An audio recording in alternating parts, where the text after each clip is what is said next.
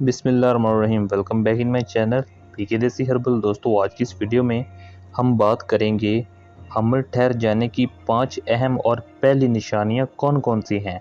दोस्तों, वीडियो शुरू करने से पहले अगर आप हमारे चैनल पीके देसी हर्बल पर नए हैं तो बराए मेहरबानी हमारे चैनल पर छोटा सा लाइक और इसको सब्सक्राइब करना बिल्कुल ना भूलिएगा, क्योंकि हम बहुत मुश्किल से वीडियोस जो है क्रिएट करते हैं। बहुत सी ख़वातीन का एक ही सवाल होता है, क्या मैं हामला हूँ या नहीं।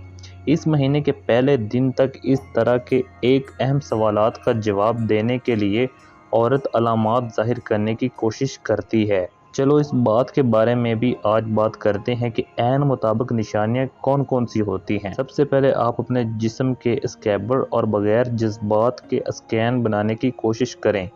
एक असूल के तौर पर हमल की इब्तदाई अलामात ये हैं: मतली, बुनियादी तौर पर सुबह के वक़्त स्मेल शिद्दत से महसूस करना, खाने की चीज़ों की ज़ाहिरी शक्ल, मजाज में तेज़ी, तब्दीली होने की मुसलसल ख्वाहिश।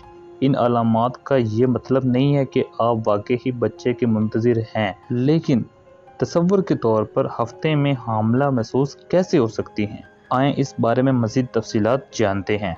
क्या ऐसी बसीरत नामुमकिन है? हमल के पहले हफ्ते हमल की शरह को असाब देने के तरीक़ों में आते हैं। ये गुज़श्ता महीने के पहले दिन हामला मुद्दत पर गौर करने के लिए रवायाती रुकावट का तरीका कहा जाता है। इससे डॉक्टरों को इंस्टॉल करना पड़ता है। बहुत सी ख़वातीन का ये सवाल होता है कि मुझे कैसे मालूम हो सकता है कि मैं हामला हूँ। हमल का टेस्ट करवाएं। इस टेस्ट में पेशाब या खून का नमूना लेबॉरेटरी में देकर हमल होने या ना होने का पता चलाया जा सकता है।